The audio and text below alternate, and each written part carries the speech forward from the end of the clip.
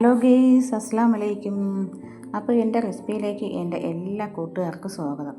അപ്പോൾ ഗെയ്സ്, ഇന്നത്തെ റെസിപ്പി എന്ന് പറയുമ്പം തേങ്ങാപ്പാലിൽ ഉണ്ടാക്കുന്ന ഉരുട്ടി കാണിക്കുക. ഇതുവരെ ഞാൻ ഇതിൻ്റെ റെസിപ്പി ഞാൻ ഇട്ടിട്ടില്ല. അപ്പം അത് കാരണത്താൽ ഇന്ന് വൈകുന്നേരം ഉണ്ടാക്കുന്ന ഫുഡാണ് ഇന്ന് വൈകിട്ടത്തേക്കുള്ള. അപ്പോൾ ആവശ്യത്തിനുള്ള മാവ്, ആവശ്യത്തിനുള്ള 8-9 ഉരുട്ടിയുടെ ആവശ്യമേ ഉള്ളൂ. അരമുറി തേങ്ങാപ്പാൽ ഞാൻ എടുത്തിട്ടുണ്ട്. മാവ് പാകമായിട്ടുണ്ട്, നല്ലതുപോലെ കിണ്ടി എടുത്തിട്ടുണ്ട്. ഇനി നമുക്ക് കൈക്ക് ഒന്നും കൂടെ നല്ലതുപോലെ ഒന്ന് പാകമാക്കി എടുക്കണം.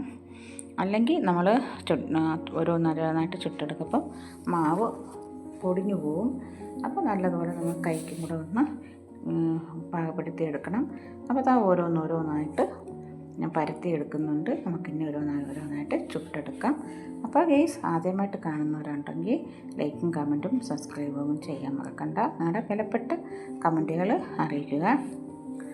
അപ്പോൾ ഇന്നത്തെ വൈകിട്ടത്തെ ഫുഡിൻ്റെ റെസിപ്പിയാണ്. ഒരു ചെറിയ ലോങ് വീഡിയോ ആയിട്ടാണ് ഞാൻ എടുത്തിട്ടുള്ളത്. അപ്പോൾ തീർച്ചയായിട്ടും കാണുക. അപ്പോൾ അടിപൊളി ടേസ്റ്റാണ്. ഇനിയിപ്പോൾ നോമ്പൊക്കെ ആവുന്നതുകൊണ്ട് സ്ഥിരമായിട്ട് ഇവിടെ ഇതായിരിക്കും ഉറട്ടി ഇടിയപ്പം അങ്ങനെയൊക്കെ ഉള്ളത്. ഒറ്റ വൈകുന്നേരത്ത് നമ്മൾ കാപ്പിയാണല്ലോ കൂടുതലും കഴിക്കുന്നത്.